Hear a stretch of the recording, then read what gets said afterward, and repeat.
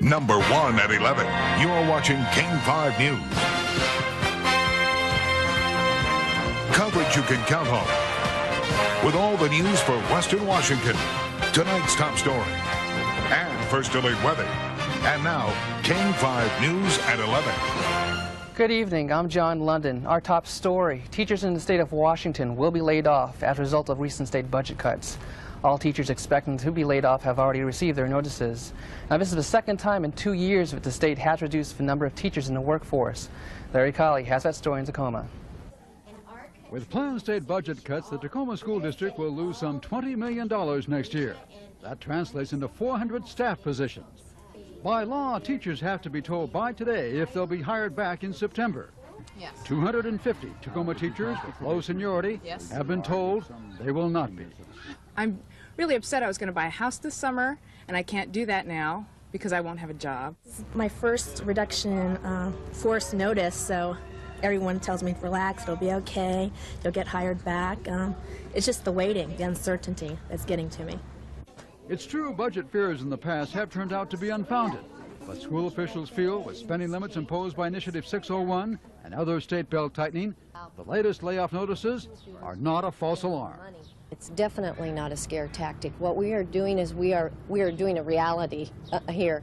We're trying to face what we potentially may have to face at the end of the legislative session. Students of some of the laid-off teachers are sending petitions to the legislature urging that their teachers be allowed to keep their jobs. The teachers say it is too bad the students aren't voters. In Tacoma, Larry Colley, King 5 News. It was a daring feat for a former University of Washington medical student. To celebrate his graduation and his first big step in the real world, he decides to parachute off a Columbia Center in Seattle. Susanna Frame has more. This was supposed to be Jeff Summers' last hurrah before moving to Hawaii to become a medical resident. Instead, it turned into a near disaster. He jumped into a gust of wind, bashed back into the building twice, then crash landed on a 5th floor deck of the Columbia Tower. What we were told is he jumped off the 72nd floor. He was out from the building with his chute, and the wind caught him and blew him back into the building. And he was injured when he hit the side of the building. A few witnesses thought someone was trying to commit suicide, but then they saw the chute open. He hit the windows a few times, and when he hit the ground, he hit real hard. And the only thing we were thinking was that he was like high on something. He was a crazy person from downtown or something. Summers had 2 accomplices, and they left a trail of evidence. An extra chute and ripcord were found on the roof. The 2 buddies say they sneaked in through an unlocked door and climbed stairs to the roof before an alarm sounded. A security guard caught them, was whisking them back inside the building when Summers decided to go for it. Well, with a new Frappuccino drink available, it would seem that coffee lovers have more reason to go to Starbucks. However, one man says that the service he received from the company was somewhat less than satisfying. April Wilson reports on that one unhappy customer. The controversy is over espresso machines. Jeremy DeRorson says he bought an espresso machine at Starbucks in California, but a few days later it broke down. Then he purchased another one as a gift, but soon discovered, he says, that the machine had been used. Now just about anyone on the West Coast who reads the Wall Street Journal knows of the Starbucks coffee ordeal. DeRorson has placed not 1, but 3 ads in the paper in the past 3 weeks. And their statement to me was, you're just simply not important enough for us to go out of our way for. And that, I think, is what set the spark. DeRorson says he and his friend received a cheaper espresso maker from Starbucks. But at Starbucks headquarters right here in Seattle, customer relations officials have a different story to tell. One of the things that the customer, Mr. Dorson, wanted us to do was to replace the gift machine with another machine that was about 20 times the value.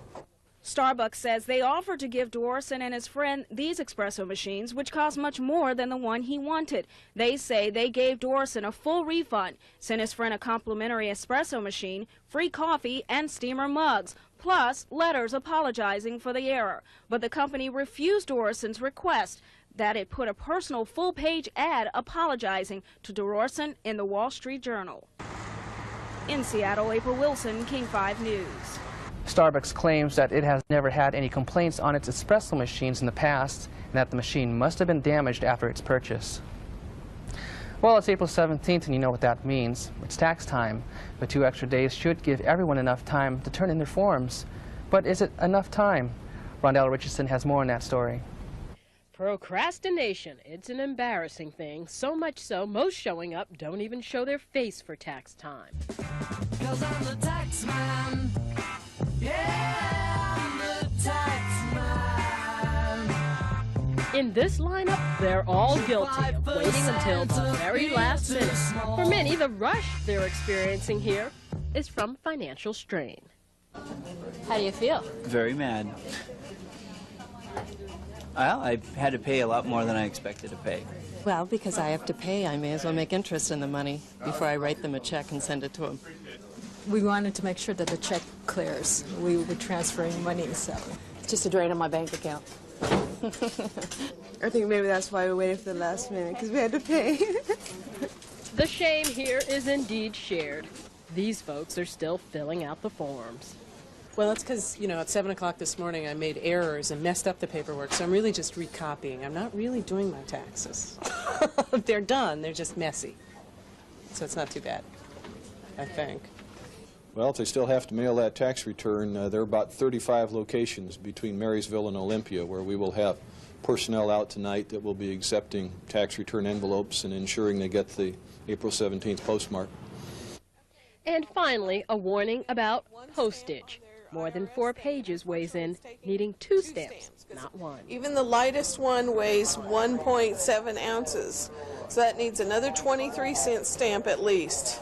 And unfortunately, somebody like this person is going to get this back late, and they're going to be late with their tax, putting their taxes in. So please, please, if you haven't mailed your taxes yet, be sure to put at least 2 stamps on it.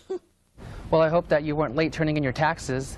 That way you can rest easy this evening. And that's the news at 11. Up next, Jay Leno interviews Steven Spielberg on his next blockbuster film. Have a good night.